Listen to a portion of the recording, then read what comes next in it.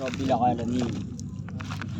آئیے ہم اور آپ مل کر سب سے پہلے آقائے نامدار، مدینے کے تاجدار، روحی فدا جناب محمد عربی صلی اللہ علیہ وسلم کی بارگاہ بے کس پناہ میں محبت کے ساتھ درود پاک کا ہدیہ نچھاور کریں، پڑھیں بآواز بلند۔ اللہم سیدنا مولانا محمد والصلاۃ والسلام علیہ رسول اللہ صلی اللہ تعالی علیہ وسلم۔ حضرات محترم، نبی اور آل نبی پر ایک بار اور درود پاک پڑھیے۔ اللہم صلی اللہم سیدنا مولانا محمد والصلاۃ والسلام علیہ رسول اللہ صلی اللہ تعالی علیہ وسلم۔ حضرات محترم، یہ مہینہ نہایت بابرکت، عظمت والا، عزت والا، رفعت والا، شان والا، نہایت بابرکت مہینہ رمضان المبارک ہمارے اور آپ کے درمیان سے رخصت ہو رہا، جس کی تقریب آج ہم لوگ الوداعی جمعہ کی شکل میں منا رہے ہیں۔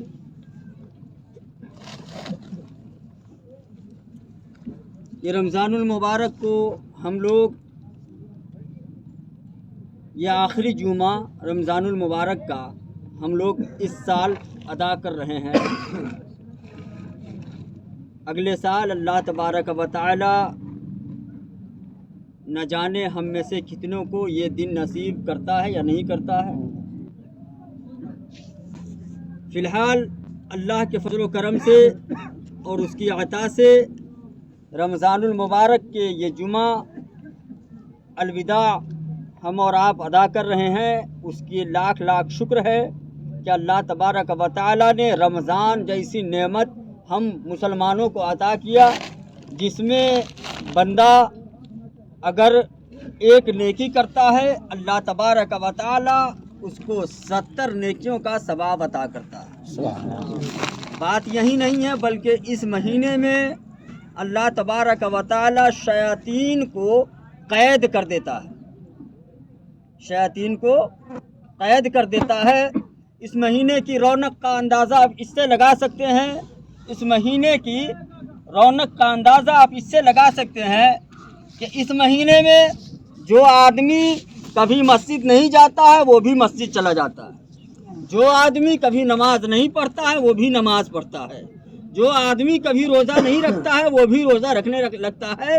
پتہ یہ چلا کہ یہ نہایت برکت والا مہینہ ہے۔ اللہ تبارک و تعالیٰ نے اس مہینے کو ایسی خوبیاں عطا کی ہے، ایسی خوبیاں عطا کی ہے کہ باقی اور مہینوں میں یہ خوبیاں نہیں پائی جاتی۔ مثلا اللہ تبارک و تعالیٰ نے اس مہینے میں ایک رات ایسی رکھی ہے، ایک رات اس مہینے میں ایسی رکھی ہے کہ وہ 1000 مہینوں سے افضل رات ہے۔ کتنے مہینوں سے؟ 1000۔ اگر کوئی بندہ 1000 مہینہ تک نماز پڑھتا رہے، روزہ رکھتا رہے، نیکیاں کرتا رہے، مگر جو اس ایک رات میں کرے گا وہ اس 1000 رات مل کر کے بھی وہ اس ایک رات کا مقابلہ نہیں کر سکتا ہے۔ وہ کون رات ہے؟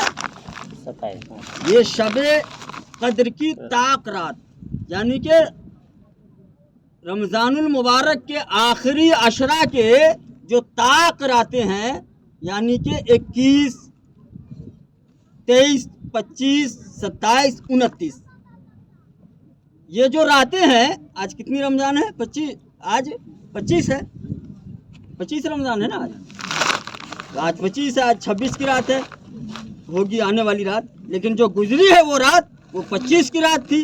اس رات میں یعنی کہ یہ جو طاق راتیں ہیں، ان راتوں میں ایک رات ہے جو شب قدر ہے۔ علماء کرام فرماتے ہیں اس کی مطلب اس کے مکمل ثبوت پختہ یقین نہیں ہے کہ وہ رات کون ہے انہی راتوں میں سے ایک رات، 21، 23، 25، 27، 29، ان راتوں میں ایک رات ہے، مگر کون سی رات ہے اس کو تلاش کرنے کا حکم دیا کہ ان راتوں میں آپ تلاش کرو، تو پتہ یہ چلا کہ ہمیں ان راتوں میں عبادت کرنے کا حکم دیا گیا، ہمیں ان راتوں میں اللہ سے بخشش مانگنے کا اور گناہ بخشوانے کا حکم دیا گیا۔ لیکن علماء کرام فرماتے ہیں کہ انہی راتوں میں 27ویں کی رات کو زیادہ فضیلت حاصل ہے۔ زیادہ علماء کرام اسی طرف گئے ہیں کہ 27ویں کی جو رات ہے وہی شب قدر کی رات ہے۔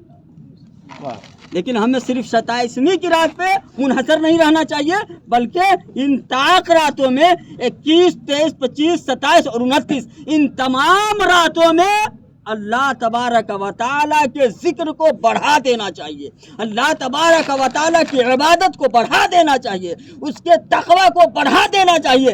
تب ہم اللہ تبارک و تعالیٰ کی بارگاہ میں جھکیں گے، اللہ تبارک و تعالیٰ کی بارگاہ میں کلام مجید پڑھیں گے، قرآن پاک کی تلاوت کریں گے، تو جہاں الحمد پڑھنے پر ہمیں نہ جانے کتنی نیکیوں کا ذخیرہ ملتا ہے۔ جب ہم پڑھتے ہیں الحمد، الحمد میں کتنے لفظ ہیں؟ الف لام ہا میم دال، 5 ہے نا؟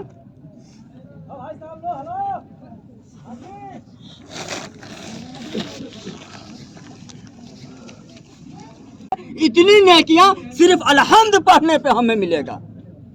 اس رات، اس دن، اس مہینے میں، رات کی تو بات چھوڑیے، وہ افضل رات ہے۔ ایک حضرت موسیٰ علیہ الصلوۃ والتسلیم کے ماننے والا تھا امتی۔ حضرت موسیٰ علیہ السلام کہیں جا رہے تھے، اللہ کا حکم ہوا، انہوں نے ایک پتھر دیکھا تو ان کو بڑا شوق ہوا کہ یار اتنا حسین پتھر کہاں سے، کیسا ہے؟ اللہ تبارک و تعالیٰ نے اتنا خوبصورت پتھر کیسے تخلیق کیا ہے؟ جب وہ حیرت میں تھے، اللہ کا حکم آیا موسیٰ اپنے ڈنڈا کو اس پہ مارو۔ حضرت موسیٰ علیہ السلام عصا لے کر چلتے تھے، کہتے کہ اپنے ڈنڈا کو اس پہ مارو۔ جیسے ہی مارا، اس میں سے ایک عبادت کرتا ہوا آدمی نمودار ہوا۔ کہا کہ مولا، یہ اس میں رزق کہاں سے کھاتا ہے؟ مطلب اس میں تو ہے اندر، مگر یہ کھاتا کہاں سے ہے؟ بندہ کہتا ہے کہ جب مجھے کھانے کی خواہش ہوتی ہے، جو چیز کھانے کی خواہش ہوتی ہے اللہ تبارک و تعالیٰ عطا کر دیتا ہے۔ پھر حضرت موسیٰ علیہ السلام تعجب میں پڑ گئے کہ مولا، اس بندہ سے زیادہ عبادت گزار تیرا اور کوئی بندہ نہیں ہے، اس بندہ سے زیادہ عبادت گزار تیرا کوئی بندہ نہیں ہے۔ اللہ کا حکم آیا موسیٰ، امت محمدیہ میں اگر کوئی شخص، امت محمدیہ میں ایک رات ایسی ہے کہ اگر کوئی شخص اس رات میں ایک سجدہ کر لے تو اس کے تمام عبادتوں پر اس کا ایک سجدہ کافی ہو جائے گا۔ اب وہ کون رات ہے؟ کون رات ہے؟ بول دیجئے ذرا مچل کر کے، ہم بول رہے ہیں، آپ کو بھی بولیے کون رات ہے؟ شب قدر کی رات۔ تو شب قدر کی رات ہو یا کوئی اور رات، اس رات میں ہم اور آپ اپنی زندگی کو جو ہے ہم اور آپ نے اچھے کاموں میں لگانا بند کر دیا۔ نتیجہ کیا ہوتا ہے؟ ہم لوگ فلمی ڈرامے، گانے، موبائل اور نہ جانے کیا کیا چیز میں اپنے وقت کو برباد کر دیتے ہیں۔ حالانکہ ہونا یہ چاہیے کہ اللہ تبارک و تعالیٰ کی راہ میں ہمیں اور آپ کو، یہ مسجد کے لیے ہو جاتا ہے نا گناہ، تو گناہ جب ہو جاتا ہے تو شیطان جو تھا، شیطان گناہ کر کے اکڑ گیا۔ کیا کیا؟ گناہ کر کے اکڑ گیا۔ مطلب اس کو کہا کہ اے مطلب حضرت آدم کو سجدہ کرنے کے لیے کہا، تو وہ کہتا ہے کہ میں تو آگ سے بنا ہوا ہوں، میرا مرتبہ زیادہ ہے، میں اس خاکی کو کیوں سجدہ کروں؟ حالانکہ ہونا یہ چاہیے تھا کہ دیکھو حکم رب دے رہا ہے نا، تو وہ اکڑ گیا، دل میں اکڑ پیدا ہو گئی۔ آج انسانوں میں وہ اکڑ پائی جاتی ہے۔ آج تھوڑی سی دولت ہو گئی، ہم دولت والے ہیں، تھوڑی سی شہرت ہو گئی، हम शोहरत वाले हैं, थोड़ी सी इज्जत हो गई हम इज्जत वाले। इस तरह से नहीं, थोड़ा सा आराम से वसूलिए, सब आदमी इसमें डालिए पैसे जो कुछ हो। हजरत आदम से गुनाह हुआ, हजरत आदम से खता हुई, हजरत आदम इतने रोए कि उनके आंखों के यहाँ पे गड्ढा पड़ गया था आंसू का। अल्लाह तबारक व तआला ने हमारे नबी जनाब मुहम्मदुर रसूलुल्लाह सल्लल्लाहु तआला अलैहि वसल्लम के वसीले से उनकी खताओं की बख्शिश फरमा दी। इंसान जो है अकल में मुलव्विस है, पता चलता है कि हम आदम की औलाद नहीं है बल्कि हमारा निस्बत शैतान से। हकीकत यह है कि हम किसके औलाद हैं? किसके औलाद है भाई? हजरत आदम के औलाद है ना। तो हजरत आदम के औलाद है तो हजरत आदम जो है वो तो माफी मांगे अल्लाह से। एक छोटी मामूली सी गलती पर इतने रोए कि आंखों में गड्ढे पड़ गए। अल्लाह से माफी मांगते मांगते हम दिन रात गुनाह करते हैं, सुबह में गुनाह करते हैं, शाम में गुनाह करते हैं, सोते वक्त गुनाह करते हैं, उठते वक्त गुनाह करते हैं, बैठते वक्त गुनाह करते हैं, चलते वक्त गुनाह करते हैं, जब देखो तब गुनाह करते हैं। लेकिन हमें फिर भी जो है माफी अल्लाह तबारक व तआला से मांगने का नाम नहीं लेते हैं। कभी ऐसा हुआ है?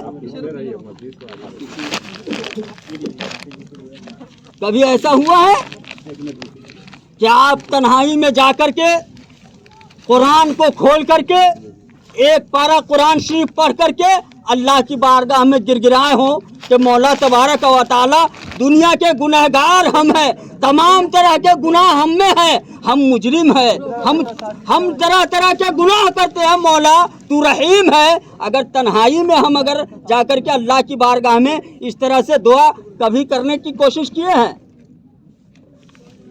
जवाब मिलेगा कि नहीं जनाब वाला, हम लोग तो ऐसा नहीं करते। क्यों नहीं करते?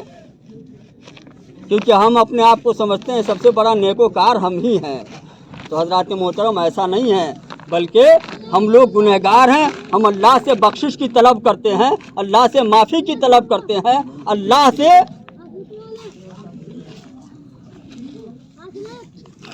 हजरात जगह का एडजस्ट कीजिए ना, पैसे ज़्यादा भागा बताइए उनको, आप एडजस्ट कीजिए ना कि अल्लाह हमारी मदद करता है। हम उस लायक बने तो सही। अल्लाह हमारी मदद कहाँ पे नहीं किया है, कहाँ पर नहीं किया है बताइए। जब इस्लाम की पहली जंग, तवज्जो के साथ सुनिएगा शकील भाई, इस्लाम की पहली जंग उसका नाम क्या है?